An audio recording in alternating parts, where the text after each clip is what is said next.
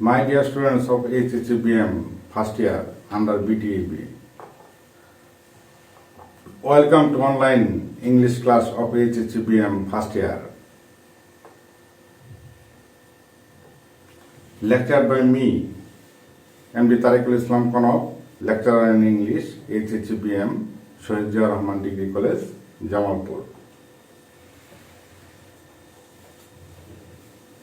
Learning activity. Subject English 1, Grammar. Class First year HHC BM. Heading Subject, Object, Appositives. Lesson Board question number 6, Part 1.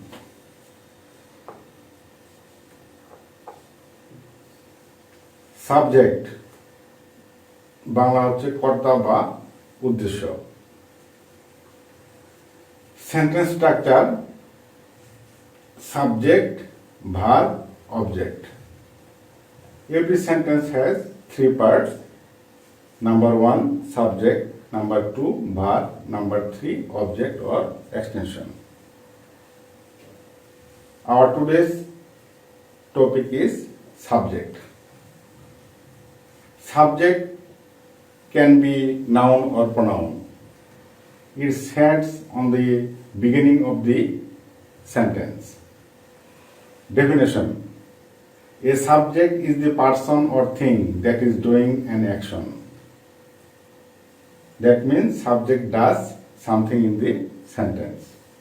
সংজ্ঞা, যে ব্যক্তি বস্তু বা বিষয় সম্পর্কে যা কিছু বলা হয় সেই ব্যক্তি বস্তু বা বিষয়কেই সাবজেক্ট বলে। ভার্বকে ব্যক্তির ক্ষেত্রে কে এবং বস্তু বা বিষয়ের ক্ষেত্রে কি বা কোনটি দ্বারা প্রশ্ন করলে যে উত্তর পাওয়া যায় তাই সাবজেক্ট।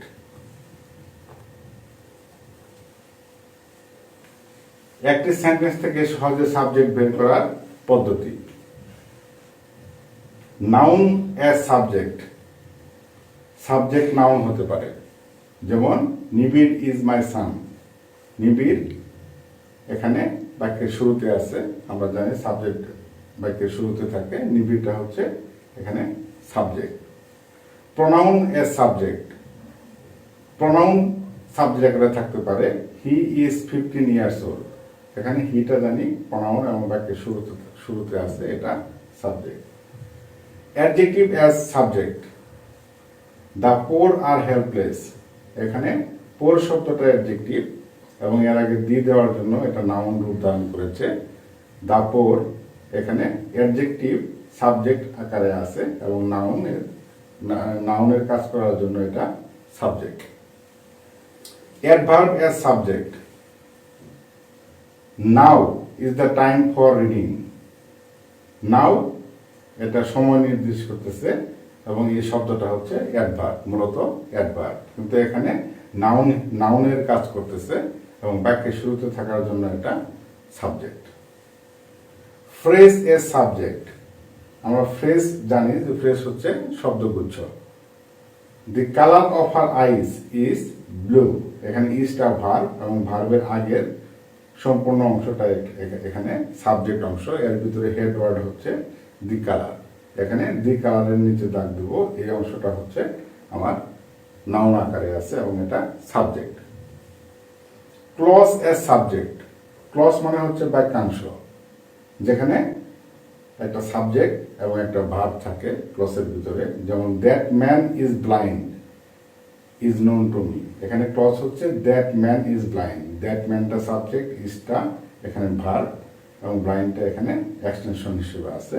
তো এখানে এই অংশটা হলো ক্লজ অংশ এবং এটার পরবর্তীতে সরাসরি ভার্ব বসেছে ইজ নোন টু মি। তাহলে এখানে দ্যাট ম্যান ইজ ব্লাইন্ড এটা ক্লজ হিসেবে আছে, হ্যাঁ, এবং সাবজেক্ট আকারে এবং নাউন হিসেবে কাজ করতেছে এবং এটা সাবজেক্ট।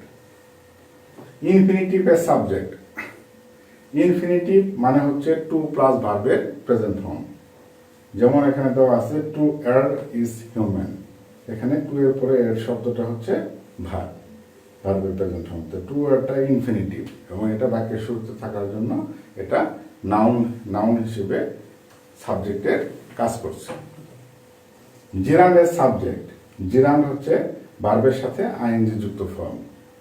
দেখো এখানে ওয়াক, ওয়াকের সাথে আইএনজি যুক্ত হয়ে walking, walking is a good exercise.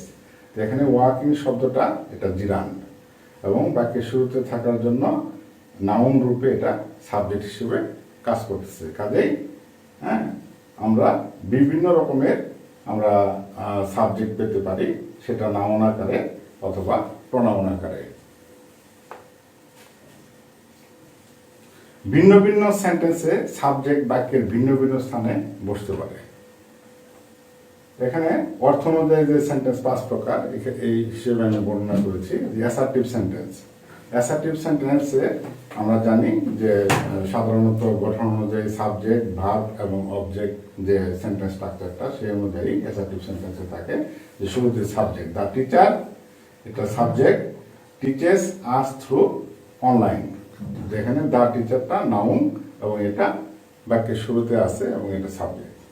Interrogative সেন্টেন্সের ক্ষেত্রে খেয়াল করো যে will you go to college, এটা হচ্ছে ইয়েস নো কোশ্চেন। তো এখানে দেখো উইলটা হচ্ছে আমরা জানি যে অক্সিলারি ভার্ব এবং উইলের পরেই ইউ শব্দটা আছে এবং ইউটা প্রোনাউন এবং এটাই এখানে সাবজেক্ট। এবং ইন্টারোগেটিভ সেন্টেন্স আরেকটা হচ্ছে ডাব্লিউএস কোশ্চেন, ডাব্লিউএস কোশ্চেন হ্যাঁ, যেমন এখানে উদাহরণ দেওয়া আছে when did he come here. এখানে হোয়েনটা ডাব্লিউএস ওয়ার্ড, ডিডটা হচ্ছে অক্সিলারি ভার্ব, হিটা হচ্ছে সাবজেক্ট। তো এখানে তোমার এখানেও হিটা আছে অক্সিলারি ভার্বের পরে। ইন্টারোগেটিভ সেন্টেন্সের ক্ষেত্রে সাবজেক্ট থাকে হচ্ছে সাহায্যকারী ভার্বের পরে। ইম্পারেটিভ সেন্টেন্স, এখানে যদি আমরা দেওয়া আছে wear mask and take service, mask পরো এবং সেবা গ্রহণ করো।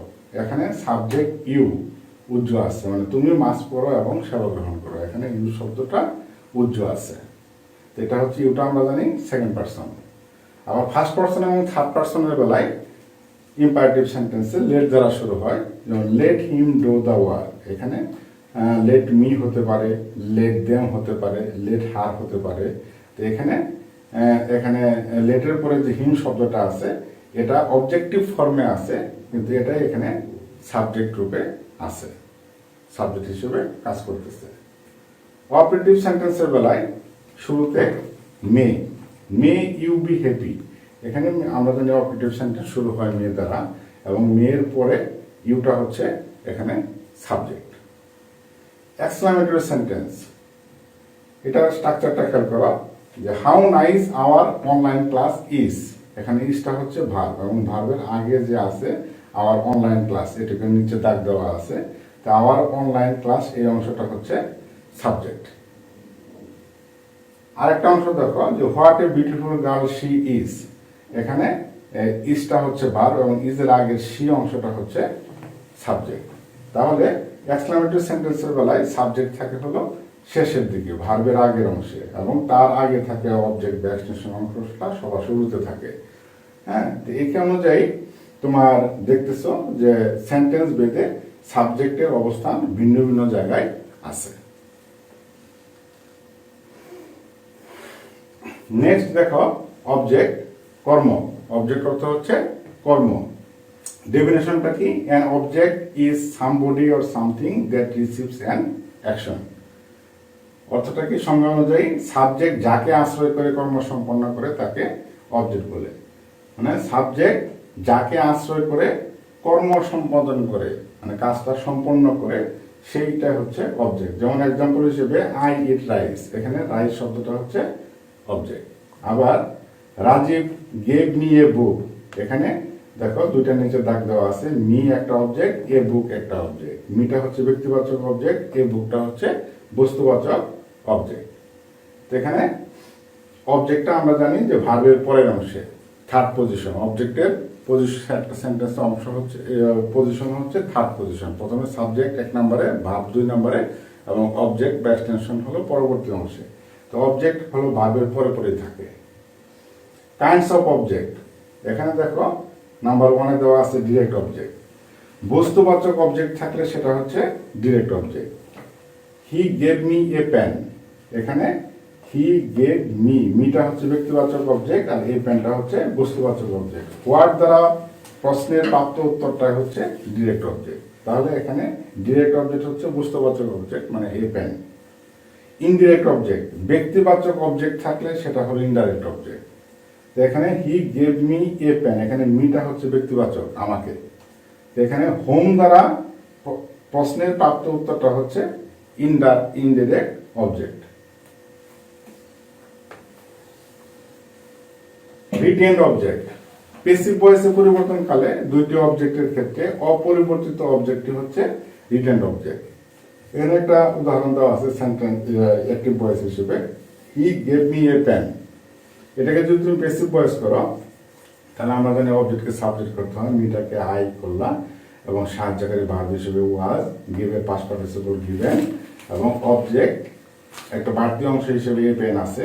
হ্যাঁ, এটা বস্তুবাচক অবজেক্ট আমরা পড়েছি, বাই হিম। এখানে বলা হচ্ছে যে অপরিবর্তিত অবজেক্ট, মানে তুমি মিটাকে আই করলা এবং অপরিবর্তিত থাকলে হচ্ছে এ পেন। এ পেনটা হচ্ছে এখানে রিটেন্ড অবজেক্ট। আবার তুমি যদি ওই এ পেনটাকে সাবজেক্টে পরিণত করো, a pen was given me by him, এখানে গিভেনের পরে মিটা এখানে অপরিবর্তিত আছে, মিটা অপরিবর্তিত আছে, মিটা হচ্ছে এখানে retained object. Number 4, factitive object. ভার্বের অবজেক্ট থাকা সত্ত্বেও বাক্যের অর্থ স্পষ্ট করতে যে অতিরিক্ত অবজেক্ট বসানো হয় তাই হচ্ছে factitive object. We made him chairman, এখানে উই মেড হিম এই পর্যন্ত হিসেবে সাবজেক্ট ভার্ব অবজেক্ট হয়ে গেছে, কিন্তু বাক্যের অর্থটা সম্পূর্ণ হয় না। আমরা তাকে বানিয়েছি। হ্যাঁ, কি বানিয়েছি এটা প্রশ্ন থেকে যায়। এখানে শব্দটা হচ্ছে চেয়ারম্যান। তো এখানে চেয়ারম্যান শব্দটা হচ্ছে এখানে ফ্যাক্টিটিভ অবজেক্ট, যে বাক্যের অর্থ স্পষ্ট করতে যে নাউনটা নেওয়া হয়েছে।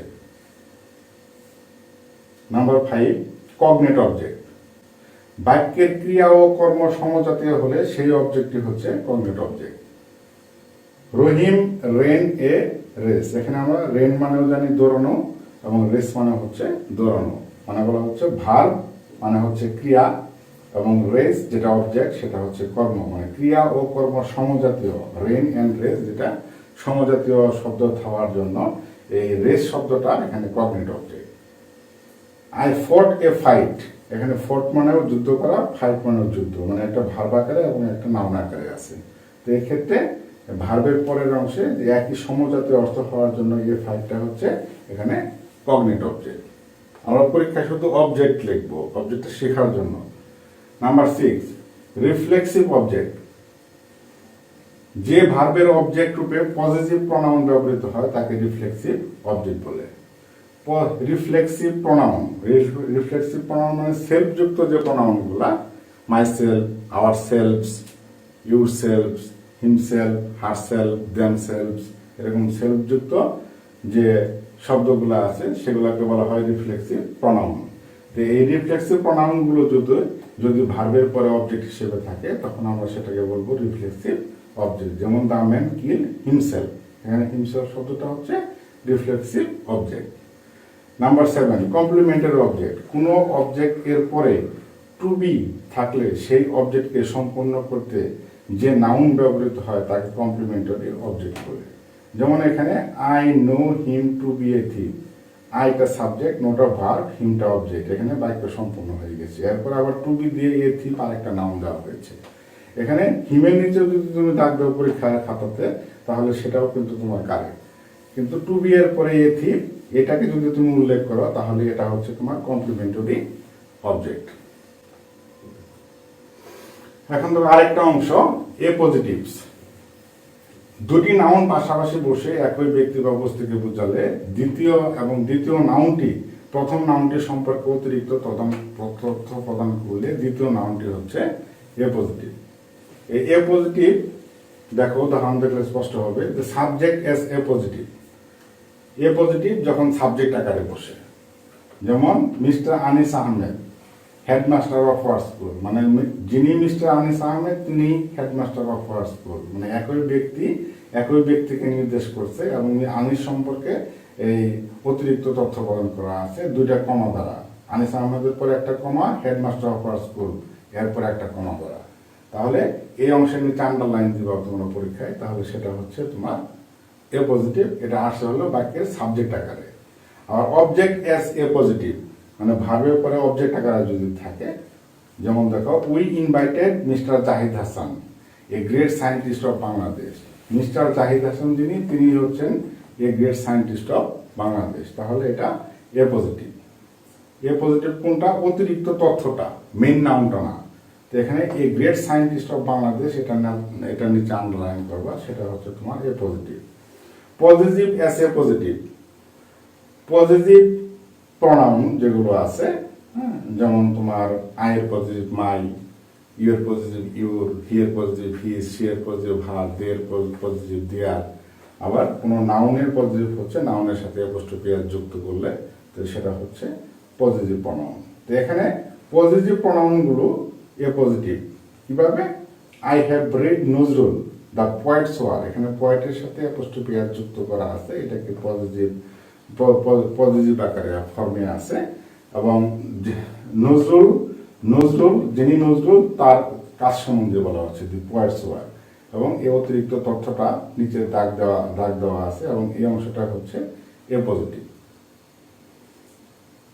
এনবি নটুবিনি, অনেক সময় এ পজিটিভটি প্রথম নাউনটির আগে বসতে পারে, প্রথম নাউনটির শুরুতে বসতে পারে, অর্থাৎ প্রথম নাউনটির সম্পর্কে অতিরিক্ত তথ্য বাক্যের শুরুতে দেওয়া থাকলে। যেমন a famous noblest, Humayun Ahmed has attended the meeting. এখানে এ ফেমাস নোবেলিস্ট, হ্যাঁ, কিন্তু মেইন নাউনটা হচ্ছে হুমায়ুন আহমেদ। এই মেইন নাউনের পূর্বে দেওয়া আছে এ ফেমাস নোবেলিস্ট। তাহলে এ ফেমাস নোবেলিস্টের নিচে দাগ দেওয়া আছে, এবং এই অংশটাই হলো তোমার এ পজিটিভ, অতিরিক্ত তথ্য দেওয়া।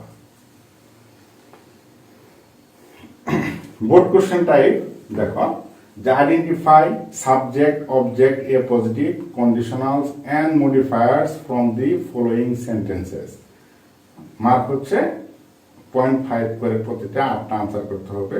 মার্ক হচ্ছে 4, ফুল মার্ক হচ্ছে 4। তাহলে এখানে দেখো, আমরা আজকে পড়লাম subject object a positive, part 1 অংশ আজকে গ্রামারের, এবং পার্ট 2 অংশে পড়বো আমরা আগামী ক্লাসে, যে conditionals and modifiers.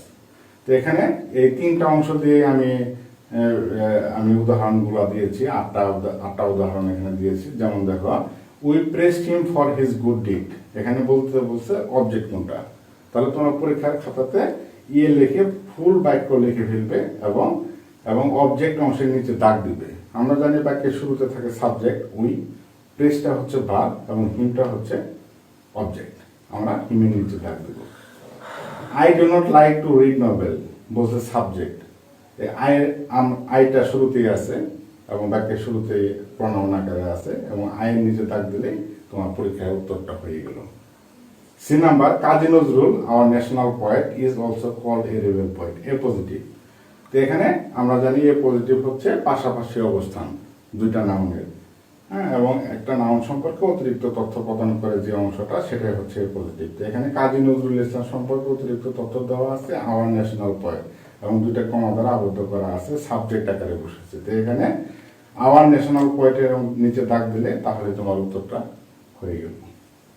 2 number, rural people of our country live happily, subject. এখানে আমরা লিভটা হচ্ছে ভার্ব, এবং ভার্বের আগের অংশ পুরোটাই হচ্ছে সাবজেক্ট অংশ। এর ভিতরে হেড ওয়ার্ড হচ্ছে রুরাল পিপল, আমরা রুরাল পিপল নিচে দাগ দেবো, সেটাই হচ্ছে subject. Everybody respects an honest man, এখানে বলছে যে অবজেক্ট কোনটা। তাহলে আমরা জানি এভরিবডিটা সাবজেক্ট, রেসপেক্টসটা ভার্ব, অ্যান অনেস্ট ম্যান এটুকু হলো অবজেক্ট। তারপরে দেখো, we called mister Rahim the GM of Sonali bank, A positive. তো এক্ষেত্রেও দেখো যে অবজেক্ট ফর্মে আছে এ পজিটিভটা, যে মিস্টার রহিম সম্পর্কে অতিরিক্ত তথ্য দেওয়া আছে, তিনি হচ্ছেন জিএম অফ সোনালী ব্যাংক, সোনালী ব্যাংকের জিএম। তাহলে যিনি সোনালী ব্যাংকের জিএম, তিনি হচ্ছে মিস্টার রহিম। আমরা পরীক্ষায় ফুল বাক্য লিখে দ্য জিএম অফ সোনালী ব্যাংকের নিচে আন্ডারলাইন করে দেব, তো সেটাই হচ্ছে এ পজিটিভ।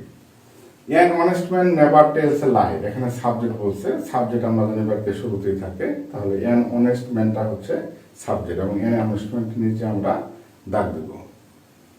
এস নাম্বারে, it was prepared by my mother, এখানে অবজেক্ট অংশ বলছে।